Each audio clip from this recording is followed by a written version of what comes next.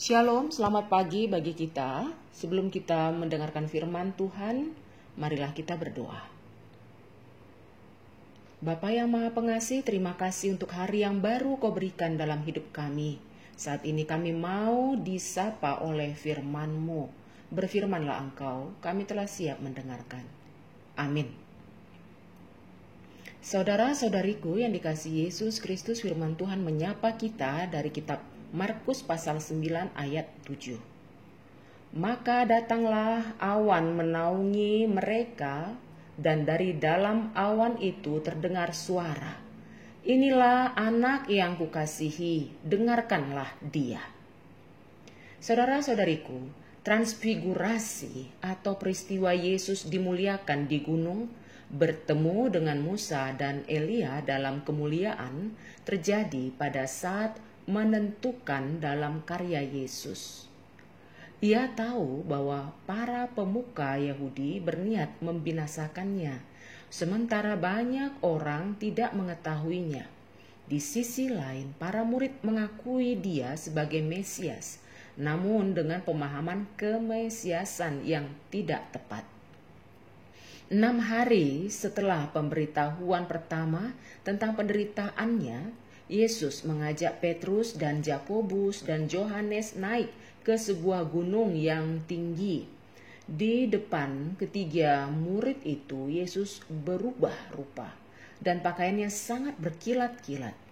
Bersama Yesus tampak Musa dan Elia. Keduanya berbicara dengan Yesus. Petrus sangat bahagia melihat hal itu dan berniat membuat kemah bagi Yesus, Musa, dan Elia. Ia seolah mau berkata begini, "Keadaan mulia ini cocok dengan harapan kami akan Mesias. Biarlah kami membuat hal ini abadi dengan membuat kemah bagi mereka." Dengan demikian, Petrus masih belum bisa menangkap makna kemesiasan Yesus. Dalam Injil Markus dikatakan tindakan Petrus itu sebagai ketidaktahuan.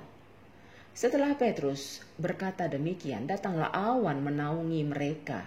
Dari awan itu terdengar suara dari surga. "Inilah anak yang kukasihi, dengarkanlah dia." Suara itu adalah suara Bapa yang menegaskan kepada para murid agar mereka hanya mendengarkan suara Yesus saja. Kemesiasan Yesus tidak seperti yang dipikirkan Petrus. Ia akan mencapai kemuliaannya dengan melewati kematian. Karena itu Yesus melarang Petrus, Yakobus, dan Yohanes menceritakan peristiwa itu kepada banyak orang. Tujuannya adalah supaya banyak orang hanya mendengarkan suara Yesus, bukan suara Petrus, Yakobus, dan Yohanes yang belum mengerti maksud kemesiasannya. Saudara yang dikasihi Yesus Kristus, dalam hidup ini kita mengalami hal yang banyak tidak kita mengerti. Oleh sebab itu, terkadang apabila kita sedang mengalami sukacita, euforia sukacita, atau kita mengalami penderitaan, terkadang kita tidak memberi ruang di mana Allah sedang berbicara kepada kita. Misalkan saja apabila kita sedang mengalami penderitaan yang ada di depan mata, yang kita pakai adalah analisa logika semata, terkadang lupa mempunyai keyakinan bahwa Allah pasti senantiasa terlibat dan memberi solusi, akan membuka atau membuat hidup kita ini menjadi lebih mudah untuk kita jalani. Karena kita menjauh dari Allah, kita menganggap logika kita lebih kuat, maka hidup kita akan semakin susah dan persoalan akan menjadi lebih rumit lagi. Kita ibarat masuk ke dalam lumpur yang menyedot tenaga kita.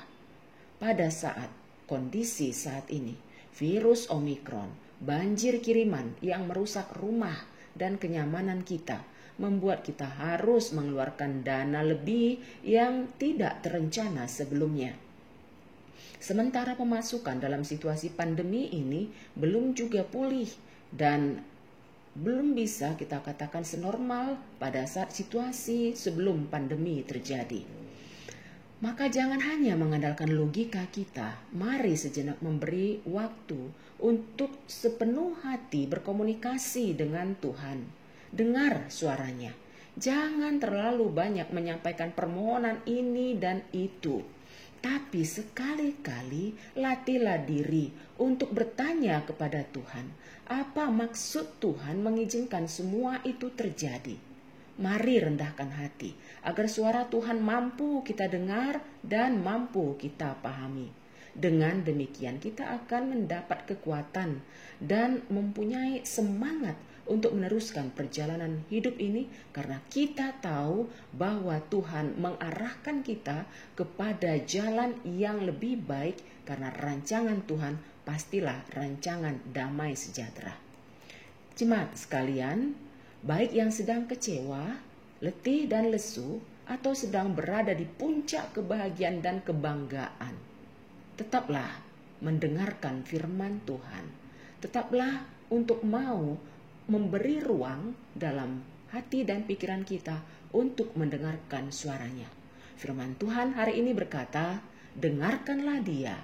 Maka marilah kita mendengarkan Tuhan yang pasti berbicara melalui hati kita, juga melalui pandangan mata kita, dan juga melalui kejadian-kejadian yang ada dalam hidup kita. Seruan ini bukan hanya seruan yang terjadi pada masa-masa lampau, tapi juga terjadi pada saat ini, dan juga seruan ini berlaku untuk masa-masa yang akan datang. Oleh sebab itu, sepanjang hidup kita, mari melatih diri untuk lebih tajam lagi mendengarkan suara Tuhan. Saudara-saudariku sekalian, sudahkah Anda mendengarkan suaranya? Marilah kita jujur dengan hati kita. Amin. Marilah kita berdoa. Bapa, kami jujur di hadapan-Mu, lebih sering mengedepankan logika dan suara hati kami. Oleh sebab itu, dalam hidup kami ingin untuk dalam menjalani hari-hari ini, mau untuk mendengarkan suara-Mu saja. Kami tahu Engkau bisa berbicara dengan bermacam cara, baik melalui hati atau sunedisis kami, atau dengan hal-hal yang bisa kami lihat dari pandangan mata kami, atau juga dalam kejadian-kejadian yang Kau izinkan terjadi dalam hidup kami. Banyak suara-Mu Tuhan yang Kau kumandangkan dalam hidup kami. Mampukan kami untuk mengerti, memahami, terlebih mematuhi apa yang Kau inginkan dalam hidup kami. Kuatkan seluruh jemaat-Mu yang sedang dalam keadaan letih lesu.